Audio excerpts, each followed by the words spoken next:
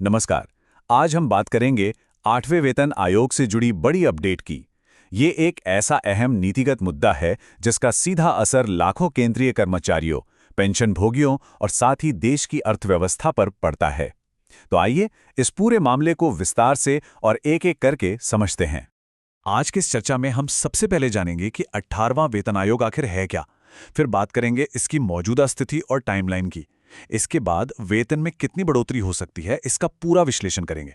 साथ ही देखेंगे पेंशन, भत्ते और क्या है प्रमुख मांगे। अर्थव्यवस्था पर इसका क्या असर होगा, इस पर भी नजर डालेंगे। और अंत में यूपीएससी परीक्षा के लिहाज से इसके महत्व को समझते हुए पूरी चर्चा का सार देखेंगे। तो चलिए शुरुआत करते हैं। सबसे पहले ये समझना जरूरी है कि आखिर ये वेतन आयोग होता क्या है और ये इतना महत्वपूर्ण क्यों माना जाता है। देखिए, वेतन आयोग भारत सरकार की तरफ से बनाई गई एक कमेटी होती है। इसका सीधा सा काम है केंद्र सरकार के कर्मचारियों और पेंशनर्स की सैलरी, उनकी पेंशन, भत्ते और नौकरी से जुड़ी दूसरी शर्तों की समीक्षा करना और फिर सरकार को अपनी सिफारिशें देना। और एक परंपरा सी बन गई है कि हर 10 साल में एक नए वेतन आयोग का गठन होता है। अब सवाल उठता है कि ये इतना जरूरी क्यों है। तो इसका असर बहुत बड़े पैमाने पर होता है। सोचिए, करीब 50 लाख केंद्र सरकार के कर्मचारी और लगभग 6.5 लाख पेंशन भोगी, इन सबको ये सीधे तौर पर प्रभावित करता है। इसमें डिफेंस और रेलवे के कर्मचारी भी शामिल हैं। यही नहीं, इसकी सिफारिशें अक्सर राज्य सरकारों के लिए भी एक तरह का बेंचमार्क बन जाती हैं। और जब इतने लोगों की सैलरी बढ़ती है तो जाहिर है अर्थव्यवस्था में खरीदारी यानी कि कंजम्पशन डिमांड पर भी इसका सीधा असर पड़ता है। चलिए अब बात करते हैं मौजूदा स्थिति की। 8वें वेतन आयोग को लेकर ताज़ा जानकारी क्या है और इसकी टाइमलाइन क्या हो सकती है, इस पर एक नज़र डालते हैं। तो देखिए, अभी तक सरकार ने 8वें वेतन आयोग के गठन का कोई औपचारिक ऐलान तो नहीं किया है, लेकिन अंदर खाने तैयारी साफ तौर पर चल रही है। मंत्रालयों के साथ कंसल्टेशन यानी परामर्श और कर्मचारी संघों से सुझाव मंगवाने का काम शुरू हो चुका है। इससे साफ संकेत मिलता है कि प्रक्रिया अपने शुरुआती चरण में आ चुकी है। अगर हम पिछले कुछ वेतन आयोगों को देखें तो एक पैटर्न साफ नजर आता है। हर 10 साल में एक नया पे कमीशन लागू होता है।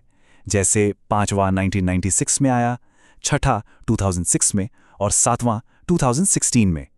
तो इसी पैटर्न को देखते हुए ये उम्मीद की जा रही है कि 8वां वेतन आयोग भी 1 जनवरी 2026 से लागू हो जाएगा। इसे लागू करने की एक तय प्रक्रिया होती है। सबसे पहले आयोग बनता है, फिर ये आयोग सभी पक्षों से सलाह मशवरा करता है। इसके बाद अपनी रिपोर्ट सौंपता है, जिसे कैबिनेट की मंजूरी मिलती है और फिर जाकर इसे लागू किया जाता है। आमतौर पर इस पूरी प्रक्रिया में 18 से 24 महीने का वक्त लग जाता है। अब आते हैं उस सबसे बड़े सवाल पर जिसका सबको इंतजार है, वेतन में बढ़ोतरी कितनी होगी। इसका पूरा विश्लेषण करने के लिए हमें 3 चीजों को समझना होगा: फिटमेंट फैक्टर, महंगाई भत्ता यानी डीए और न्यूनतम वेतन। जानकारों का अनुमान है कि सैलरी में 20 से लेकर 35% तक की बढ़ोतरी देखने को मिल सकती है। हालांकि ये फाइनल आंकड़ा 2 मुख्य बातों पर निर्भर करेगा। एक तो फिटमेंट फैक्टर क्या तय होता है और दूसरा उस वक्त देश के आर्थिक हालात कैसे हैं। अगर महंगाई ज्यादा रहती है तो ये बढ़ोतरी भी ज्यादा हो सकती है। तो ये फिटमेंट फैक्टर आखिर है क्या, इसे समझना बहुत जरूरी है। आसान भाषा में कहें तो ये एक तरह का मल्टीप्लायर है।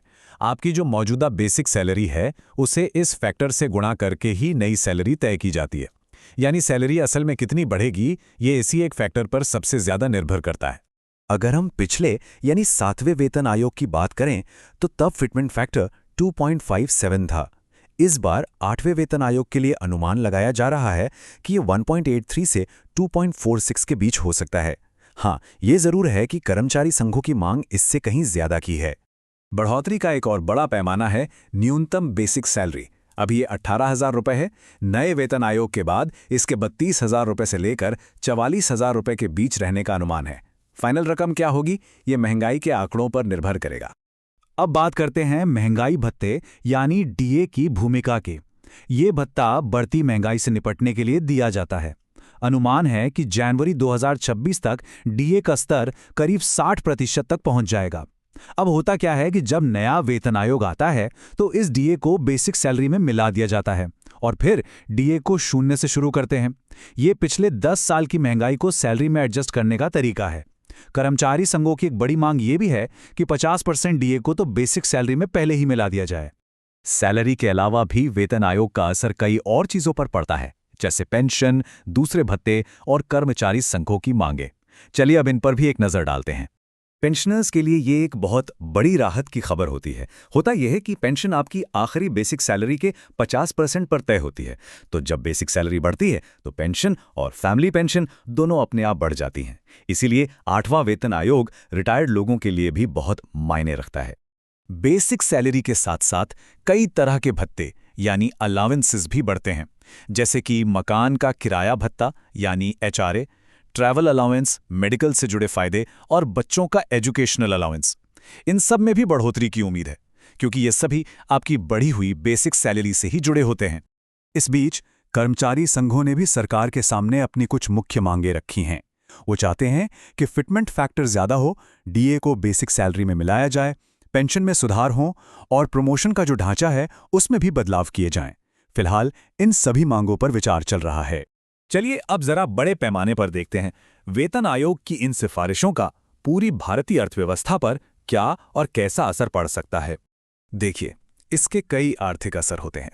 एक तरफ सरकार का खर्चा बढ़ता है, जिससे सरकारी खजाने यानी फिस्कल डेफिसिट पर कुछ समय के लिए दबाव आ सकता है। लेकिन दूसरी तरफ जब लोगों के हाथ में ज़्यादा पैसा आता है तो बाजार में मांग भी बढ़ती है, लोग ज़्यादा खर्च करते हैं। इससे ऑटोमोबाइल और रियल एस्टेट जैसे सेक्टर्स को एक बूस्ट मिल सकता है। और अब आते हैं अपने अंतिम हिस्से पर, जिसमें हम बात करेंगे कि UPSC की तैयारी कर रहे छात्रों के लिए ये विषय क्यों महत्वपूर्ण है और साथ ही पूरी चर्चा को संक्षेप में समझेंगे। जो लोग UPSC की तैयारी कर रहे हैं उनके लिए ये टॉपिक बहुत काम का है। इससे जुड़े सवाल पॉलिटी, गवर्नेंस, इकोनॉमी और सोशल जस्टिस जैसे पेपर्स में आ सकते हैं। सवाल फिस्कल डेफिसिट पर इसके असर, प्रशासनिक सुधार या फिर कर्मचारी कल्याण जैसे मुद्दों से जुड़े हो सकते हैं। और हाँ, एक बहुत ज़रूरी बात जो याद रखने वाली है, वेतन आयोग कोई संवैधानिक संस्था नहीं है, बल्कि ये सरकार द्वारा बनाई गई एक कार्यकारी संस्था है, यानी एक एग्जीक्यूटिव बॉडी। ये छोटा सा फर्क अक्सर प्रीलिम्स की परीक्षाओं में पूछ लिया जाता है। तो चलिए इस पूरी चर्चा का सार समझ लेते हैं। 8वां वेतन आयोग जनवरी 2026 से लागू होने की उम्मीद है।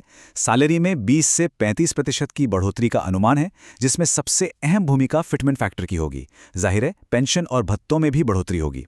कुल मिलाकर यह सिर्फ लाखों कर्मचारियों और पेंशनर्स के लिए ही नहीं, बल्कि पूरी भारतीय अर्थव्यवस्था के लिए एक बहुत बड़ा घटनाक्रम है। ये सरकारी खर्चे और बाजार की मांग दोनों को नई दिशा देगा। अब आगे देखने वाली बात यह होगी कि सरकार कर्मचारी कल्याण और देश की आर्थिक स्थिरता के बीच संतुलन कैसे साधती है।